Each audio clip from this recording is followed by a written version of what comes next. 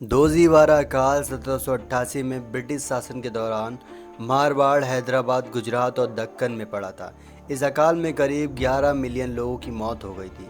अकाल के बाद के साल में इतनी ज़्यादा बारिश हुई कि खेती नहीं की जा सकी और स्थिति और भी खराब हो गई। नमस्कार दोस्तों, हम आज आपको ब्रिटिश राज में भारत देश को कितने बुरे संकटों से गुजरना पड़ा आज आपको बताएंगे।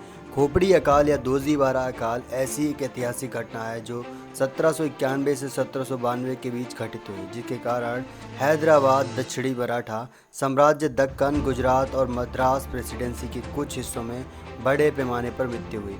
अब प्रश्न है, अकाल के क्या कारण थे? ईस्ट इंडिया कंपनी के ब्रिटिश सर्जन विलियम रॉक्सबर्ग द्वारा किए गए मौसमी संबंध अवलोकन के अनुसार अल नीनो ही वह कारण था, जिसके कारण 1789 से लगातार 4 वर्षों तक दक्षिणी एशियाई मानसून विफल रहा।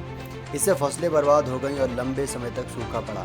इसके अलावा हेजा और चेचक के प्रकोप ने भी स्थिति को और खराब कर दिया। चार्ल्स एच ग्रोव नामक विद्वान द्वारा प्रकाशित एक अध्ययन में बताया गया था कि अकाल के कारण लगभग 11 मिलियन लोग या तो भूख से या किसी स्थानीय बीमारी से पीड़ित होकर मर गए थे।